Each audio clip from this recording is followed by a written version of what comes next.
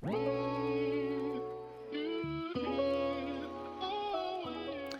what's up guys, Shah here, and I am actually back inside of Streets. If you missed my full walkthrough guide commentary yesterday in a 21 that I did, go check it out. Link will be up in the corner.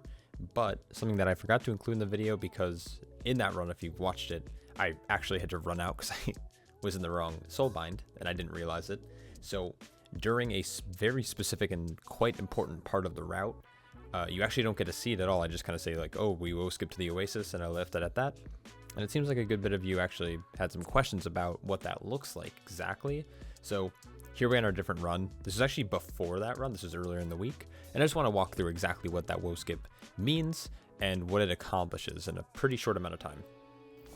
All right, so we're going to take a look at it. This is a 23, definitely different comp, same route though. This one we ended up actually bricking this key, I think in the mailroom fight, if I remember correctly. So what's going to happen is after we kill first boss, we're grabbing this left side pack with the relics in it, and you need to make sure you kill Woe. Once you kill the Woe relic, you want to make sure that the Woe relic Automa stays alive for a fair bit of time. You don't want it to die immediately, but you also don't want it to die too late. You want to kind of get things rolling. So ideally, in an ideal world, you'd have all of it die at the same exact time. Something you saw me do in the last run, as well as this run, is I'm setting focus to the Woe Drifter, and I'm making sure that I am solely responsible for kicking it to make sure the burst doesn't go off, because the burst in a hierarchy like this will chunk everyone for 40% of their health or something like that, and it could lead to a wipe pretty quickly, especially if other casts are getting off. So as soon as Woe dies, you're going to get a DR and a speed boost, and then as soon as you leave combat, you're going to become concealed, or in stealth, or invis, or however you want to see it. You know for sure that you're invis is when you have this orb thing around you, so sometimes it takes a second. If you cast an ability, you'll notice that it disappears for half a second. You need to be careful. Do not cast any abilities when you're in Woe. And now we are basically just running to the Oasis. There's no reason to mount up here because you're concealed, and you actually go faster not mounted than if you were to mount. So you want to make sure you're not going into like travel form or anything like that as a druid. And as of course, like any other player, you don't want to mount. So what's going to be happening is you can actually see on our mini map is our priest, the person I'm targeting, is actually running ahead off to the left to do two things. They're activating the mailroom RP. The RP is not long. It's like 3 or 4 seconds that it takes the door to get open, but we're trying to be as efficient as possible with our time. And then what the rest of the group is doing, or what I'm going to be doing, is I'm going to be running over here to start or to open up this portal. Now, if we back it up about 10 seconds,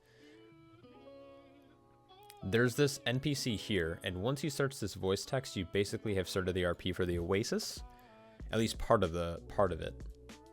So what he does is this guy's going to run up to the door, be like, let us in. He's going to be like, nah, you need a password. And then that's when you can officially start the RP whenever you want by talking to this vendor here and buying the item.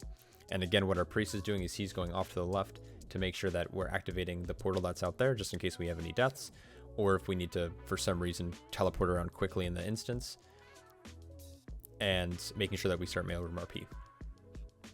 Now, you could go even further with this and actually have someone maybe try to get over to the Oasis, not the Oasis, the Menagerie, to start that RP as well. That's not something that we did in our route specifically, but you can easily send a stealth class like a rogue or a druid over there to start the RP while the group handles whatever pull that you need to do.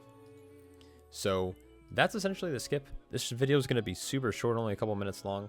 I just wanted to make something quick to kind of explain exactly what the woe skip entails.